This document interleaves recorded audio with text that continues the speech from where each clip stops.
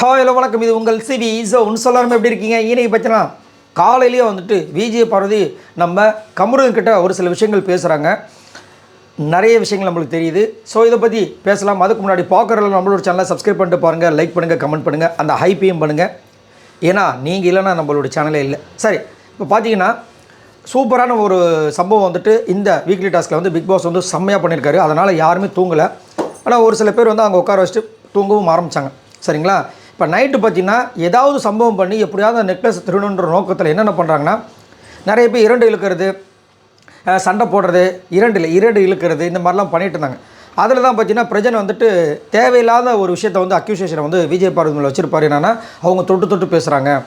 அது வந்துட்டு எனக்கு ஒரு மாதிரி இருக்குது. நான் ஆல்ரெடி 2 வாரத்துக்கு முன்னாடி சொல்லியிருந்தேன்.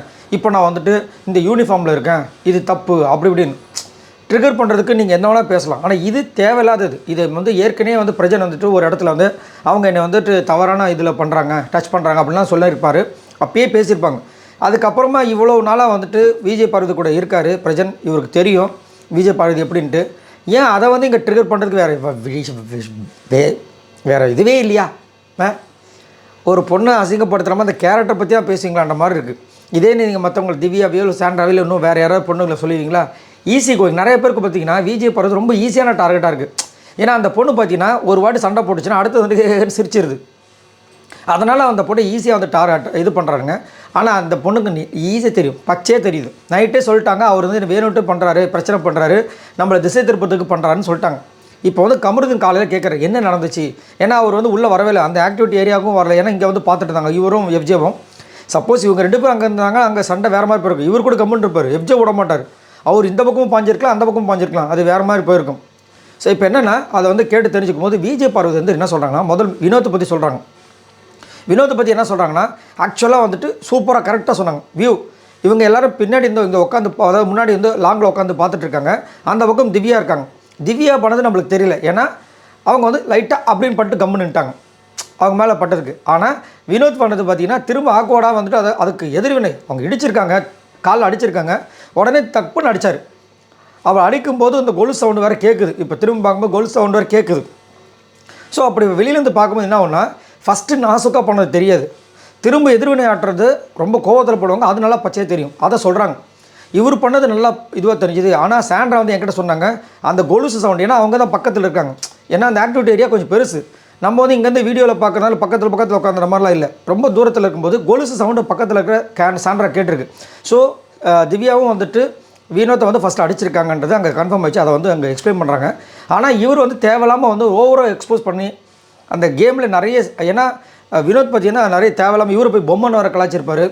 அது வந்து அவரோட கவுண்டர். இப்போ வந்து இதையும் நம்ம வந்து தப்புன்னு சொல்ல முடியுமான்னு கேட்டிங்கன்னா, விக்ரம் வந்து என்ன சொல்கிறாரு, பாடி ஷேம் அவர் வந்து இந்த விஜய் பார்வதி ஏன் நீ அந்த மாதிரி சொன்ன, நேற்று வந்து ஆதரை வந்து அந்த பொண்ணு அழுதுட்டு இருக்கும்போது நீ வந்து கழுத்துலேயே மிதிக்க வேண்டானே, அந்த மாதிரி மேன் ஹேண்ட்லிங் பண்ண வேண்டியதானலாம் சொன்னீங்க.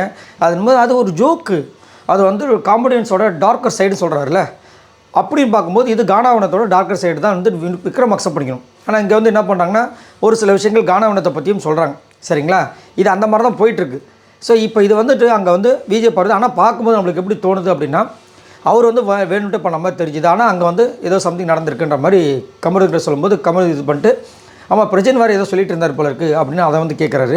அப்போ இவங்க வந்துட்டு கிளியராக சொல்லிடுறாங்க, இல்லை அவர் வந்து ட்ரிகர் பண்ணுறதுக்கு கிளியராக தெரியுது. அவர் வந்து அதுவும் இல்லாமல் நேற்று நீங்கள் நைட்டு என்னென்ன பேசுங்க எனக்கு தெரியுன்றாரு.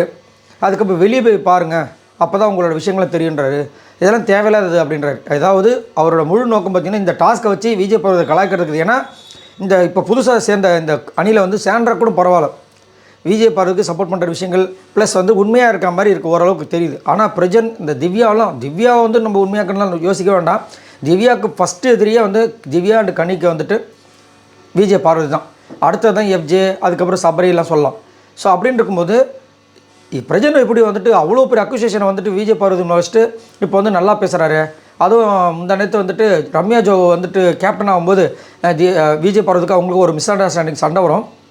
அப்பயும் பார்த்தீங்கன்னா பிரஜன் வந்து சப்போர்ட் பண்ணுற மாதிரி பேசுவார். இது சரியில்லையே, தப்பாச்சு, இது மாதிரிலாம் பண்ண மாட்டார், அவர் சப்போர்ட் பண்ணுவார். ஆனால் விஜய் பார்வதி சப்போர்ட் பண்ணுறது நம்மளுக்கு டவுட்டாக இருக்குன்ற மாதிரி நினச்சேன். ஆனால் இன்றைக்கி நேற்று நைட்டு வந்து நல்லா ஒரு விஷயங்களை காமிச்சிட்டாப்புல, அந்த உள்ளுக்கிற வெஞ்சன்ஸை கொட்டிட்டாப்புல. அது வெளியில் என்ன நடக்குதுன்னு சொன்னால் தெரியணும். ஏதோ எல்லாத்தையுமே சொல்லிட்டீங்களா, அப்புறம் என்ன வந்துட்டு இதுக்கு மேலே தெரியணும். தேவையில்லாமல் அவங்கள ட்ரிகர் பண்ணுறது. அப்போ கத்தும்போது அதை வந்து நம்ம யூஸ் பண்ணி நம்ம வந்து நெக்லஸை திருடிடலாம் அப்படி நம்ம நினைக்கிறாங்க. தப்பு கிடையாது. ட்ரிகர் பண்ணுறதுக்கு 1000 வழி இருக்குது. ஆனால் அதை வந்து அவங்களோட கேரக்டரோட விளையாட வேண்டிய அவசியம் இல்லை. ஸோ அதை தான் வந்து இங்கே வந்து சொல்லிட்டு இருந்தாங்க. ஸோ இதை பற்றி உங்களோட கருத்துக்களை சொல்லுங்கள். மறக்காமல் நம்மளோட சேனலை சப்ஸ்கிரைப் பண்ணிட்டு சப்போர்ட் பண்ணுங்கள். பாய் நண்பர்களே.